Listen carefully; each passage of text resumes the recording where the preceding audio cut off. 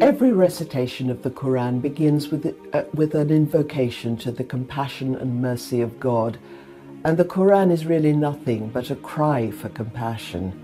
The bedrock message of the Quran is that it's wrong to build up a private fortune, but good to share your wealth equally and to look out for the vulnerable and the poor people in society. That is the chief duty of every single Muslim.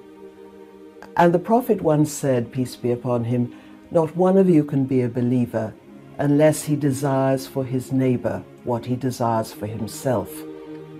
This is what's often called the golden rule. It's been enunciated in every single one of the major world traditions. Sometimes it comes in this form: never treat others as you would not like to be treated yourself. Or in the positive form, always treat all others as you would wish to be treated.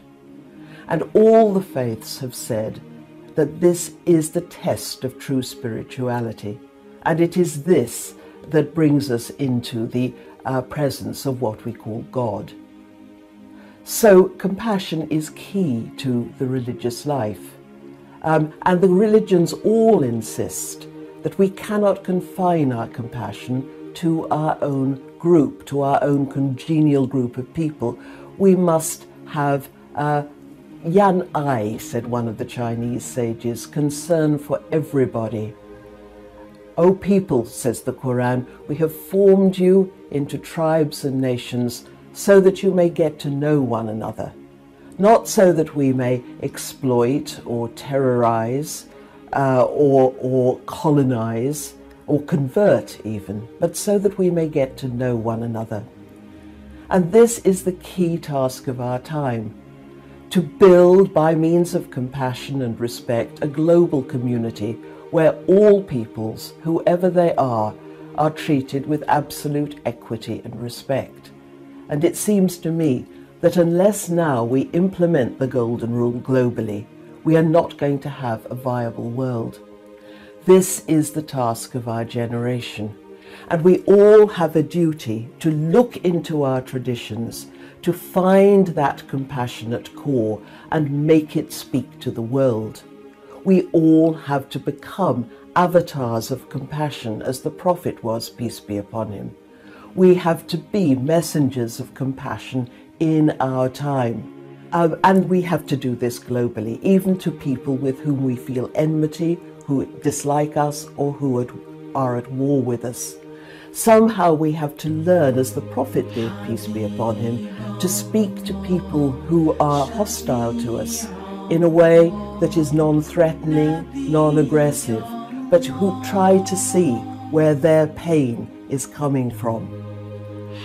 I think if we just look to the Prophet, we have a model of how we should behave.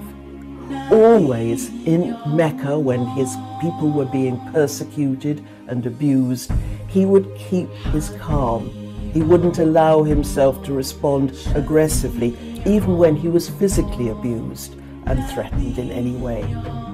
This is a time of fitna for Muslims. We often talk of the first and second fitna after the Prophet's death, when there were civil wars, and it was a time of great trial and trouble.